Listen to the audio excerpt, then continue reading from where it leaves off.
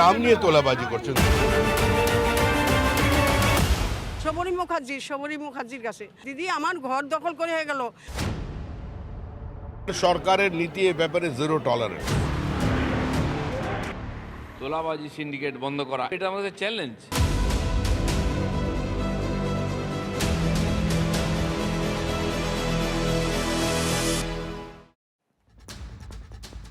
নমস্কার, TV9 বাংলায় আপনাদের স্বাগত জানাই। আমি ঠোঁটকাটা শুভজিৎ। আমার মনে যা মুখেও তা। আজ এমনই কিছু ঘটনা আপনাদের সামনে তুলে ধরবো যে ঘটনাগুলো দেখার পর একটু গভীরে যেতে ইচ্ছা করবে, অন্যান্য দিনের মতোই কিছু প্রশ্ন জাগবে। সেই প্রশ্নগুলো রাখবো আমি। প্রথমে যে ঘটনাটা বলি, একটু পিছিয়ে গিয়েই বলি। চড়া সুদে ধার করেছিলেন, নিশ্চয়ই দরকার ছিল। সেই সুদের মাসুল আজও গুনতে হচ্ছে মালদার দলিত এক সাফাই কর্মীকে। গলায় অ্যাসিড ঢেলেছিলেন তিনি, 2 বছর হয়ে গেল। সেই চড়া সুদ থেকে নিস্তার পেতে তিনি মনে করেছিলেন যে আত্মহত্যায় বোধহয় একমাত্র সমাধান। কতদিন আর অপমানের জ্বালা তিনি সহ্য করবেন? জাত তুলে অকথ্য গালিগালাজ চলেছে, পার্টি অফিসে ডেকে নিয়ে গিয়ে শারীরিক নির্যাতন চলেছে। দলিত বলে কি জাত্যভিমান থাকতে নেই? জাত্যভিমান ছিল।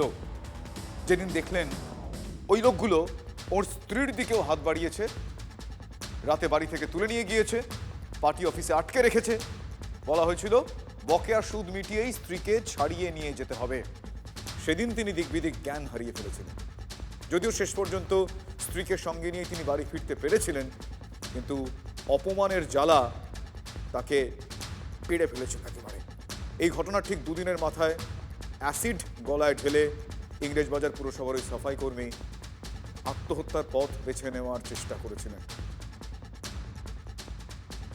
বর যখন রাত্রে অন্ধকারে ছিল না, আমার বড় ওষুধ আনতে যায়, দিয়ে আমাকে তুলে নিয়ে যায় অমরদীপ সাহা জোর করে। হ্যাঁ, তোমার বর আসবে, টাকা দিবে, তারপরে যাবা। আমাদেরকে ছোটো দাঁত, আমরা সুইপার, আমাদেরকে এভাবে করে গাল দেয় ঝাঁপ তুলে। ফের আমার বরকে উঠিয়ে নিয়ে যেয়ে মারধর করে। দিয়ে তারপরে আমরা কৃষ্ণেন্দ্র নারায়ণ চৌধুরীর কাছে যাই, যে কাকু একটা সমাধান করে দেন। উনি কোনো কথা শুনেননি। আমাকে যখন তুলে নিয়ে চলে যায়, তার 2-3 দিন পরে ওই অ্যাসিড খেলে। কেন? এগুলো সহ্য না করতে পেরে, মানে চাপ মারধর? হ্যাঁ, মা ধরে চলে ভাবছে বেঁচে থাকলে আমার বউ বাচ্চাও মার খাবে ওর জন্য। শুনলেন না? আমরা দেখাতে পারলাম না, তার কারণ তার বেদনাটা তার গলা থেকে প্রকাশ পাচ্ছে। ওই সাফাই কর্মী বেঁচে রয়েছেন। আপনাদের জানাই আরজি করে দীর্ঘদিন তিনি ভর্তি ছিলেন। কিন্তু এই ঘটনায় মূল অভিযোগ যার বিরুদ্ধে, তার নাম বলবো এবার। অমরদীপ সাহা তার নাম। তার পরিচয় তৃণমূল কংগ্রেস নেতা। আরও একটা পরিচয় রয়েছে, প্রাক্তন মন্ত্রী কৃষ্ণেন্দু নারায়ণ চৌধুরীর ডান হাত তিনি। বুঝতেই পারছেন প্রভাব, সেই ডান হাত পাখনা হয়ে গিয়েছিল। পুরসভার ওই সাফাই কর্মীকে অমরদীপ 30,000 টাকা ধার দিয়েছিলেন। 30,000 টাকার মাসিক সুদ 3,000 টাকা। সরল সুদের অঙ্কে 10,000 1,000 টাকা, সেখানে 100 টাকায় 10 টাকা, তাহলে মাসিক সুদ দাঁড়ালো 10%। একজন সাফাই কর্মীর পক্ষে এই সুদ বেশি দিন টেনে নিয়ে যাওয়া সম্ভব নয়, এ কথার বলার অপেক্ষা রাখে না। সুদ গুনতে খুব স্বাভাবিকভাবেই তিনি হিমশিম খাচ্ছিলেন, আসল দেবেন কি। শারীরিক অসুস্থতার কারণে সেই সুদও নিয়মিত তিনি দিতে পারছিলেন না। তারপরেই শুরু হয়ে গেল টর্চার, যেটা আজ এই মুহূর্তে চর্চার বিষয়। সুদ ছাড়বেন না। আমার বর 30,000 টাকা নেয়, নেওয়ার পরে অমরদীপ সাহার কাছে দিয়ে নিয়ে পার মাসে 3,000 টাকা করে সুদ দিতে থাকে। আমার বর অসুস্থ হওয়ার পরে টাকাটা দিতে পারে না, তখন আমার বরকে নিয়ে যেয়ে মারধর করে। আমি খবরটা শুনে ছুটে যাই, দিয়ে আমাকেও ঘর ঢুকিয়ে 2-3 থাপ্পড় মারে। মারার পরে হাত পা জোর করে আমরা চলে আসি। কি বিভৎস পরিস্থিতির মধ্যে তাদের পড়তে হয়েছিল। ভেবেছিলেন নিস্তার পাবেন কৃষ্ণেন্দু নারায়ণ চৌধুরীর কাছে গেলে। সুদ থেকে নিস্তার পেতে তারা কৃষ্ণেন্দু নারায়ণ চৌধুরীর কাছে সেদিন গিয়েও ছিলেন। তারা মনে করেছিলেন যে অভিভাবক তিনি, ইংরেজবাজার পুরসভার চেয়ারম্যান, তিনি সাহায্য করবেন, তারা তাদের এই যন্ত্রণা, পরিস্থিতি, অপারগতা জানাবেন, অসহায়তা জানাবেন। কিন্তু ওই সাফাই কর্মীর কথায় সেদিন কৃষ্ণেন্দুবাবু গুরুত্বই দেননি, কর্ণপাতই করেননি। নিজের ডান হাতের পাশে দাঁড়াবেন নাকি ওই সাফাই কর্মীর পাশে দাঁড়াবেন তিনি ভেবে উঠতে পারেননি বোধহয়। উল্টে অসুস্থ ওই সাফাই কর্মী রক্তবমি করলে সেটাও নাকি তাকে দিয়েই সেদিন পরিষ্কার করানো হয়েছিল। ভাবুন, তিনি ভেবেছিলেন থানায় যাবেন, কিন্তু কৃষ্ণেন্দুবাবু ও তার ডান হাতের বিরুদ্ধে পুলিশ যে অভিযোগ নেবে না, ওই দলিত দম্পতি সেই সময়, সেই পরিস্থিতির সময় বুঝে গিয়েছিলেন। ও আর আমার মা গিয়েছিলাম, মাকে নিয়ে আমার দুটো মেয়েকেও নিয়ে গেছিলাম দিনের বেলা, প্রায় 12:30 পৌনে 1টার দিকে গিয়েছিলাম কিষেনদার কাছে। যাবার পর কিষেনদা ফের ওই কথা বলে, কোনো কথা শুনবো না, আমাকে ফের তাড়িয়ে দেয়, আমার মাকে, আমাকে, বউকে, আমার দুটো মেয়েকে তাড়িয়ে দেয়। থানাতে জানানি এই কারণে, যখন আমাদের টিএমসি যে মাথা কিষেন নারায়ণ চৌধুরী, উনি আমাদের বক্তব্য রাখেনি, তা এখন কি থানাতে যে কি ফেসলা পাবো, ভয় জানাতে পারে। ভয় যায়নি কি কিষেনদা শুনলে গেলে আবার ওনার আমার নামে কেস করতে চায়। চৌধুরী শোনার পরে আমাদেরকে মারধর করেছে। তার সাথে তখন থানা যাবো তো আরও এমনি সেদিনকে গালাগালি করেছে, কি তোরা সারা সুইপার হয়ে ডোম হয়ে তুই আমার বিরুদ্ধে যাবি এবার করে আমার গালাগালি করে।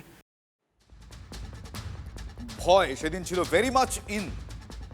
শুনলেন উনি কি বললেন, যে একজন সাফাই কর্মী হয়ে, সুইপার হয়ে তুই এত বড় কথা বলছিস। ভাবুন, রোয়াব বলে না, সেই রোয়াব তো ছিল। এরপর পালা বদল হলো, ভয় আউট হলো, ভরসা ইন হলো। পুলিশে আস্থা রেখে থানায় গিয়ে অভিযোগ দায়ের করে আসেন ওই দলিত দম্পতি, স্বামী স্ত্রী। কিন্তু তারপরেও নাকি থ্রেট চলছে। ওই সাফাই কর্মী তিনি অভিযোগ করছেন যে কৃষ্ণেন্দু নারায়ণ চৌধুরীর পার্টি অফিসে ডেকে নিয়ে গিয়ে তাকে এখনো হুমকি দেওয়া হচ্ছে। অভিযোগ তুলে নিতে মানসিক চাপ তৈরি করছেন কৃষ্ণেন্দু বাবুরই সাঙ্গপাঙ্গরা। ভাবুন একবার পরিস্থিতি কোন দিকে গিয়েছে। পরিবর্তন একটা হয়েছে আমরা জানি, এটা যে অন্তত এখন তারা বুঝতে পারছেন ওই দলিত দম্পতি, সেটাও আমরা জানি, কিন্তু তাদের ক্ষেত্রে সেই বিষয়টা তারা দেখতে পাচ্ছেন না। বদলের বাংলাতেও থ্রেট কালচার চললে তারা কি করবেন সেটা ভেবে উঠতে পারছেন না, কারণ থ্রেট কালচারের শিকার তাদের আজও হতে হচ্ছে। ছুটি দেওয়ার জন্য আমাকে চাপ সৃষ্টি করে। কি করেছে চাপ সৃষ্টি করা বলে কি, তুই কেস না উঠাবি তখন তুই বুঝতে পারবি, আমাকে মারধর করার কথা বলে, গালাগালাজ করে। কোথায় নিয়ে গেছিল? আমাকে পার্টি অফিসে ঢুকাই। কার পার্টি অফিস? কিষেনদার পার্টি অফিসে, কিষেনদা মানে কৃষ্ণেন্দু কৃষ্ণনারায়ণ চৌধুরীর পার্টি অফিসে উনি ঢুকাই। ঢুকে ওনার ছেলেবেলে ছিল, সব কিছু আমার তো সাহায্য ছিল, কেসের আমার জন্য চাপ সৃষ্টি করছিল আমাকে। সাবজুডিস আমি কিছু বলবো না, এটা সাবজুডিস ম্যাটার। এবার আপনারা ভাবছেন তো, অমরদীপ কোথায়, যার দিকে অভিযোগের মূল আঙুল, যে কাজগুলো করেছে সে অমরদীপ কোথায়? অমরদীপ সাহা, সে গা ঢাকা দিয়েছে। গ্রেফতার হওয়ার আশঙ্কা করে পুলিশের সঙ্গে সে বোধহয় এখন লুকোচুরি খেলতে নেমেছে। হিসাবে আমি আইসি এবং পুলিশ সুপারকে বলেছি, এই তদন্তে যেন কোনো গাফিলতি না হয়, তদন্ত করে যা যা ব্যবস্থা নেওয়া।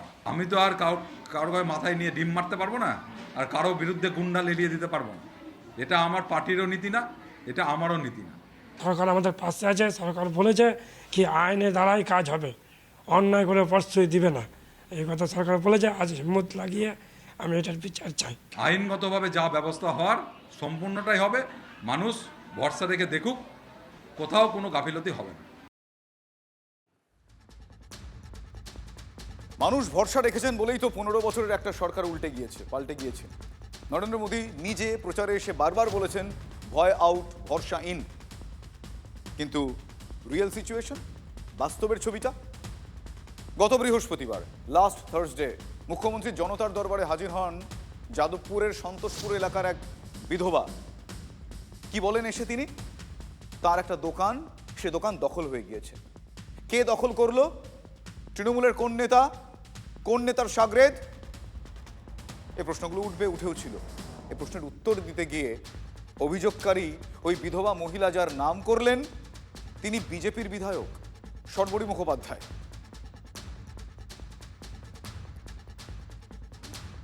হাজব্যান্ড মারা যাওয়ার পর আমি তো আর কাঠের দোকান করতে পারি না। আমি একটা মেয়ে মানুষ, আমি ওই রেডিমেড ভ্যারাইটি সাইনবোর্ড দিয়ে আমি ওই ভ্যারাইটি জামা কাপড় বিক্রি করি। আমার কারেন্ট কেটে দিয়েছে, লাইন কেটে দিয়েছে ওই সবরী দিদির লোকেরা। ওনারা টিএমসির লোক, সারা বছর জানি টিএমসির লোক, কিন্তু সবরী দিদি তাদেরই সাপোর্ট করছে।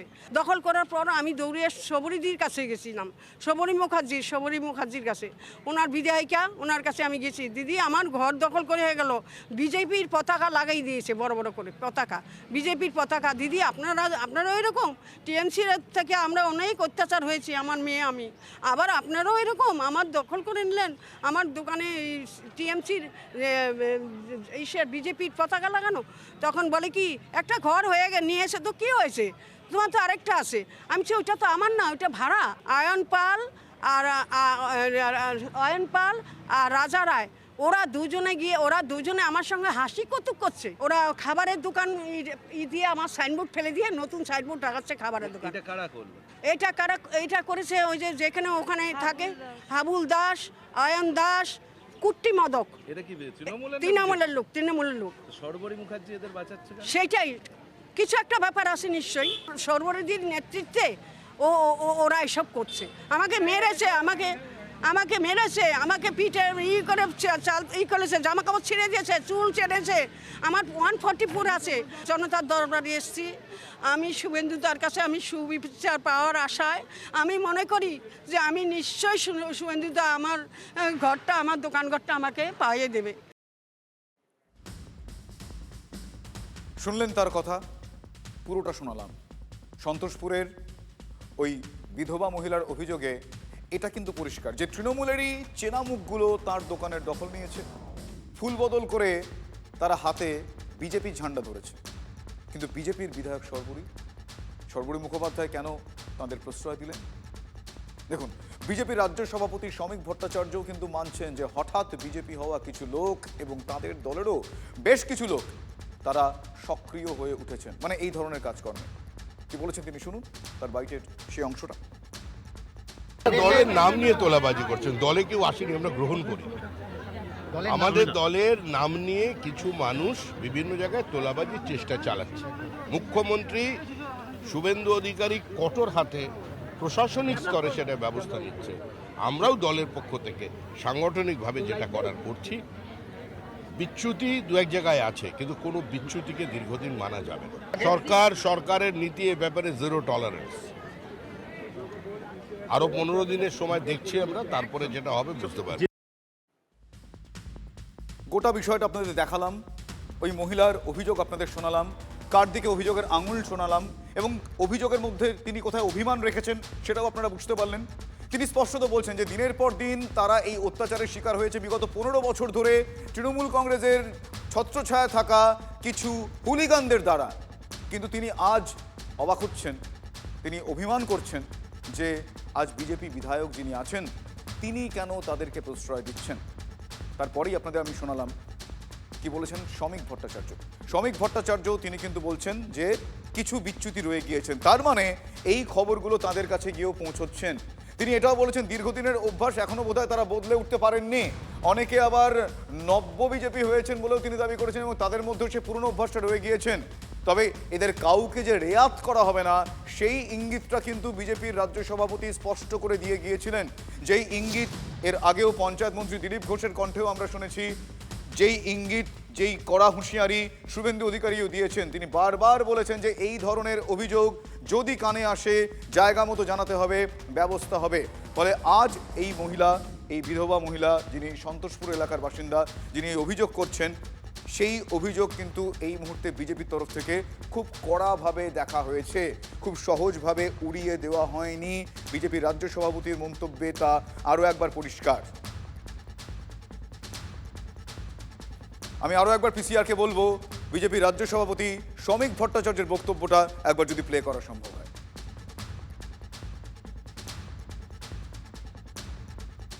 সমস্ত কিছু সমাধান করা যায়। আমি আবার দলের পক্ষ থেকে যদি দাঁড়িয়ে আপনাদের সামনে বলি যে আমি সমস্ত জায়গায় এক্সটর্শন বন্ধ করে দিতে পেরেছি, ভুল করছি। বিচ্যুতি আছে,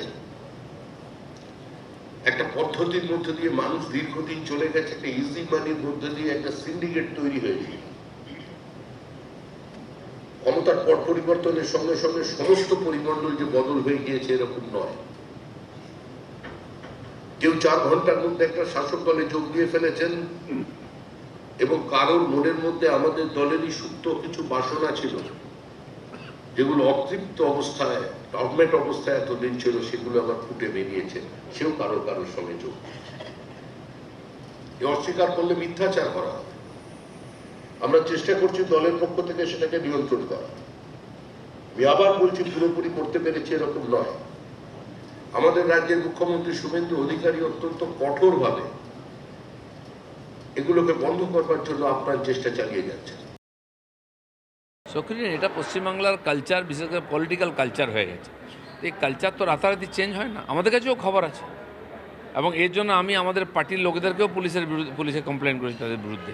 এটা করবে, এটা আমাদের চ্যালেঞ্জ। এই কালচার বন্ধ করবো, আইন শৃঙ্খলার সমস্যা সমাধান করা, তোলাবাজি সিন্ডিকেট বন্ধ করা, এটা রাতারাতি হবে না। আমরা প্রতিবদ্ধ এটা করব, তার জন্য সময় লাগবে। আর এটা সাধারণ মানুষেরও সহযোগিতা করার দরকার। তাদের কাছে আমি আবেদন করব, আপনারা সরকারি মহলে জানান, পুলিশকে জানান, কোনো ঘটনা চেপে যাবেন না, ভয় পাবেন না, আমরা সঙ্গে আছি। শ্রমিক ভট্টাচার্য যে গাইডলাইনটা ওই দলে ঠিক করে দেন, তার জেলায় জেলায় বহু লোক সেগুলো মানে না, ওদের কর্মীরা সেগুলো মানে না। উনি যেগুলো বন্ধ করতে চাইছেন সেগুলোই করতেন অন্য দলে থেকে, যাদের বিরুদ্ধে ওনাদের অভিযোগ ছিল। ওনারা তো তাদের আবার ভালো তৃণমূল বলে শাঁখ বাজিয়ে বরণ করে নিচ্ছেন। তো ফলে শ্রমিক ভট্টাচার্য যেটা বলেছেন সেটা শুনতে ভালো, কিন্তু সেটা কার্যকর উনি করতে পারবেন কিনা সেটা উনি যতক্ষণ না করে দেখাচ্ছেন ততক্ষণ এই কথাগুলো শুধু কথার কথা হিসেবে থেকে যাবে। একটা দলের রাজ্য সভাপতিকে 2 মাসের সরকারে সতর্ক করতে হচ্ছে তোলাবাজি নিয়ে, তার মানে ওনার কাছে কত মারাত্মক সব অভিযোগ গেছে যে ওনাকে সতর্ক করতে হচ্ছে। কয়েকটা গুরুত্বপূর্ণ খবর আপনাদের জানাই। পুরুলিয়ার পুঞ্চায় সারপ্রাইজ ভিজিট খাদ্যমন্ত্রী অশোক কীর্তনিয়ার। রেশন ডিস্ট্রিবিউটরদের গোডাউনে হানা দেন মন্ত্রী। চাল ও গমের গুণগত মান দেখে তিনি এক প্রকার ক্ষোভ প্রকাশ করেন। পুঞ্চা ব্লকের একের পর এক গ্রামে গিয়ে সাধারণ মানুষের সঙ্গেও কথা বলেন তিনি। তৃণমূল সরকারের আমলে যে ধরনের চাল গম দেওয়া হতো তা মানুষ খেতে পারতেন না, পশু পাখিদের খাইয়ে দিতে হতো। মন্ত্রীকে হাতের কাছে পেয়ে এই অভিযোগ জানিয়েছেন গ্রামবাসীরা। রেশন ডিলার শপে গিয়ে চাল এবং গমের স্টক এবং রেজিস্টারের সঙ্গে মিলিয়ে দেখেন বিগত সরকারের আমলে রেশনে ব্যাপক কারচুপি করা হয়েছে।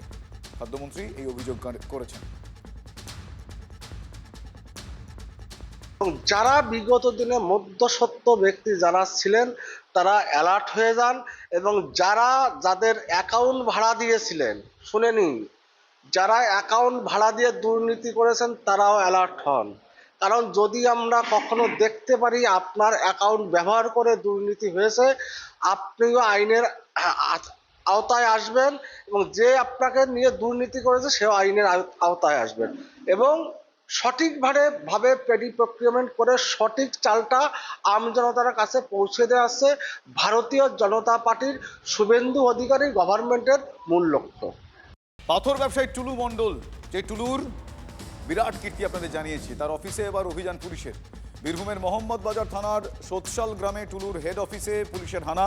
শনিবার মৃণাল মণ্ডলকে সঙ্গে নিয়ে টুলুর অফিসে যায় পুলিশ। তারপর কি করেন তারা, কি কি পান সেখান থেকে একটু ডিটেলে জানবো আমার সহকর্মী হিমাদ্রির কাছ থেকে। হিমাদ্রি, এই অভিযানের পর পুলিশের কাছে কি কি তথ্য নতুনভাবে এলো?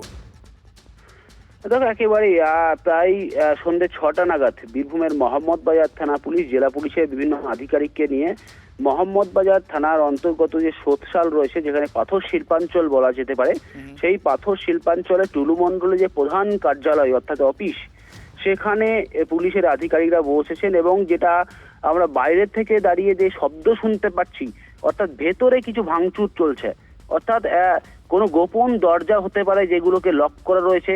পুলিশ সেই সন্ধান পেয়েছে, এবং শুধুমাত্র যে পুলিশ গিয়ে ভাঙচুর করছে এটা নয়, মৃণাল মণ্ডলকে সঙ্গে সেখানে নিয়ে গিয়েছেন। অর্থাৎ মৃণাল মণ্ডলকে যে পিসিতে নেওয়া হয়েছিল, পুলিশ রিমান্ডে নেওয়া হয়েছিল, তাকে সঙ্গে নিয়ে যাওয়া হয়েছে। তার কাছ থেকে নিশ্চয়ই কোনো তথ্য পাওয়া গিয়েছে, এবং সেই তথ্য পাওয়ার পরেই কিন্তু সেখানে তাকে নিয়ে যাওয়া হয়েছে। এবং তারপরেই কিন্তু টুলু মণ্ডলের যে প্রধান অফিস রয়েছে, পাথর শিল্পাঞ্চলে যে প্রধান অফিস, সেখানে ভাঙচুর চালানো হচ্ছে ভেতরে। অর্থাৎ ভাঙচুর চালানো বলতে যে ভাঙচুর করা হচ্ছে মানে মতলব সেখানে যে গেট রয়েছে, কিছু লোহার গেট রয়েছে, আমরা যেটা জানতে পারছি লোহার শক্তপোক্ত গেট রয়েছে, সেই গেটকে ভাঙা হচ্ছে, এবং সেই গেটের ভেতরে কি রয়েছে সেটা জানার চেষ্টা করা হচ্ছে পুলিশের পক্ষ থেকে এই মুহূর্তে। ধন্যবাদ হিমাদ্রি। আপনাদের আরও একবার জানিয়ে রাখবো, পাথর ব্যবসায়ী টুলু মণ্ডলের অফিসে আবারও পুলিশের হানা। এক্সক্লুসিভ সেই ছবি আপনারা দেখছেন TV9 বাংলার পর্দায়। টুলুর ভগ্নিপতি মৃণাল মণ্ডলকে নিয়ে তল্লাশি, সেই তল্লাশির সময়কার ছবি আপনাদের আমরা দেখাচ্ছি এই মুহূর্তে। এক্সক্লুসিভ সেই ছবি আপনারা দেখছেন। টুলুর যে অফিস, তার যে হেড অফিস বলে তিনি যেটাকে দেখতেন বা বলতেন, সেই হেড অফিসে পুলিশের তল্লাশি। তার ভগ্নিপতি মিনার, যার বাড়িতে গুচ্ছ গুচ্ছ টাকা এবং সোনা পাওয়া যায়, সে মিনার মণ্ডলকে নিয়ে গিয়ে তল্লাশি পুলিশের।